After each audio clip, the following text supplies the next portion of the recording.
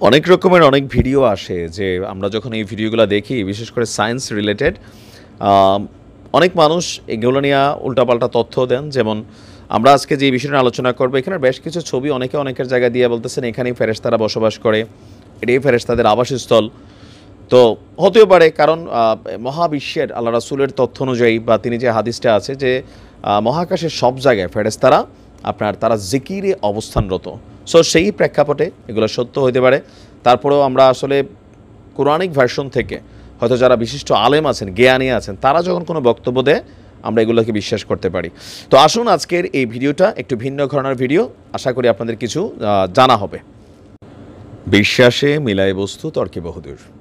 আজকের আমাদের এই ভিডিওটা শুধুমাত্র যারা ধর্মে বিশ্বাস করেন তাদের জন্য। যারা ধর্মে বিশ্বাস করেন, আসলে আপনাদের কাছে এই ভিডিওটার খুব বেশি গুরুত্ব আমরা দেখাইতে পারবো না। তবে আপনি যদি বিজ্ঞানকে জানার চেষ্টা করেন তো আশা করি আপনি নেটে সার্চ করতে পারেন, গুগলে সার্চ করতে পারেন, অথবা মহাকাশ নিয়ে যে গবেষণা সংস্থাগুলো কাজ করছে বা রিপোর্ট আছে সেগুলো যদি ভালোভাবে অবজার্ভ করেন তাহলে আমাদের এই ভিডিওগুলোর প্রেক্ষাপট পাবেন। আজ থেকে 1400 বছর আগে যখন পবিত্র কোরআন নাজিল হচ্ছিল, তখন এই মহাকাশ নিয়ে অসংখ্য ভার্স আয়াত আল্লাহ রাব্বুল আলামিন পবিত্র কোরআনে নাজিল করলেন। তা আমাদের ক্ষুদ্র মস্তিষ্ক, ঘুণে খাওয়া মুসলিম জাতি, আমরা এগুলার পিছনে দৌড়াইলাম না। আমরা দৌড়ালাম কি, গরুর মাংসের মধ্যে আল্লাহ নাম আছে, সুবহান আল্লাহ, জিনিসটা সুন্দর।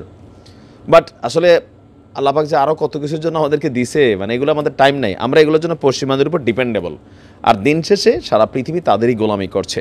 তো আসুন আমরা আজকে বেশ কিছু তথ্য দিচ্ছি যেগুলো 1400 বছর আগেই আল্লাহ রাসূল এবং পবিত্র কোরআনে কানেক্টেড ছিল। আমরা যখন ভাবি, হুজুরদের ওয়াজে শুনি যে 7টা আসমান আছে, আরে কই, আমরা তো একটাই দেখি। কিন্তু বিজ্ঞান বলছে 7 আসমান তারা এখন আবিষ্কার করতে পারে নাই। বাট কিছু কিছু জিনিস সামনে আসছে যেইটা আপনার একটা মেসেজ ক্রিয়েট করে যে মহাসমুদ্রের মধ্যে একটা সূচের মাথায় এক ফোঁটা পানি যতটুকু অর্জন করা হয়, ঠিক ততটুকুই বিজ্ঞান আজকের দিনে অর্জন করছে, বাট সামনে হয়তো করবে।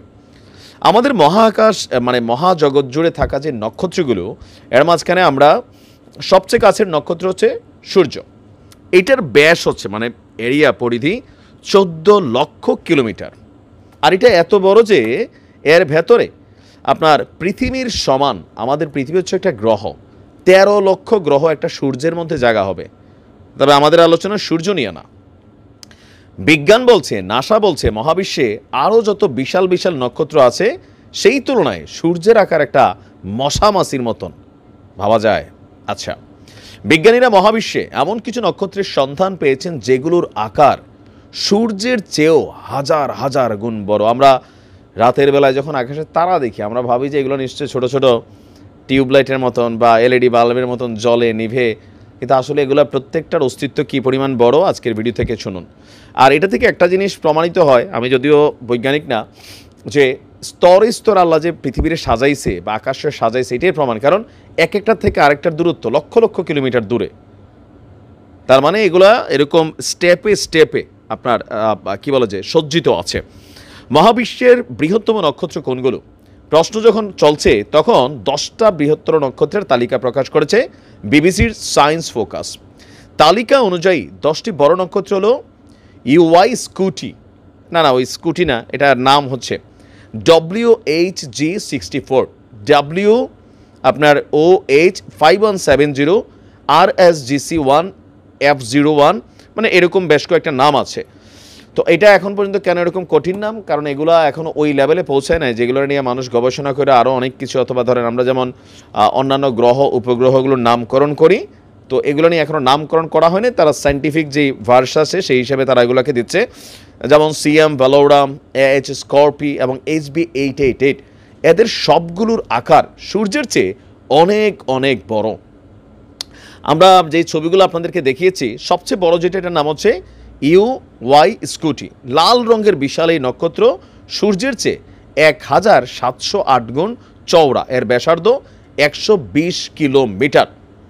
এটির অবস্থান পৃথিবী থেকে 9500 আলোকবর্ষ দূরে। কিলোমিটার না, আলোকবর্ষ পর্যন্ত আলোর গতি এখানে সায়েন্টিফিকলি হিসাব করতে হবে। আচ্ছা, এরপরে হচ্ছে আপনার সেখানে তাপমাত্রা থাকে 3092 ডিগ্রি সেলসিয়াস।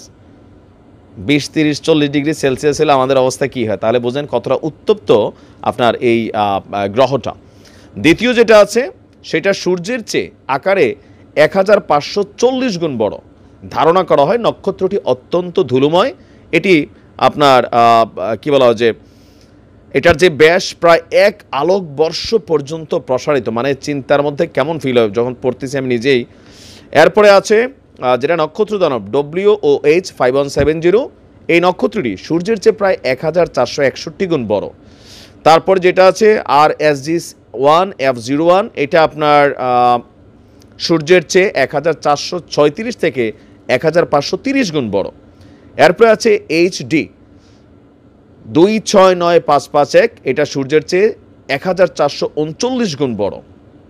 এরপরে যেটা আছে সেটা হচ্ছে 1429, মানে এইভাবে একটার পর একটা বলা হচ্ছে যে এগুলাই যে সবচেয়ে বড়। এখনও বিজ্ঞান বলতেছে আমরা এখানে থামি নাই, এর থেকেও আরও বড় থাকতে পারে, আমরা শুধু ঘুরতেছি আর আবিষ্কার করার চেষ্টা করতেছি। এই মহাকাশের রহস্য নিয়ে অনেক বক্তব্য আছে, আমরা হয়তো এগুলো সব কিছু বুঝিও না।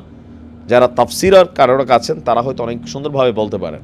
তবে এগুলো নিয়ে হিন্দুরা যারা আছেন তারাও কিন্তু বিশ্বাস করে, খ্রিস্টানরাও বিশ্বাস করে, ইয়াহুদিরও বিশ্বাস করে, শুধুমাত্র নাস্তিক যারা তারা এগুলো বিশ্বাস করেন না।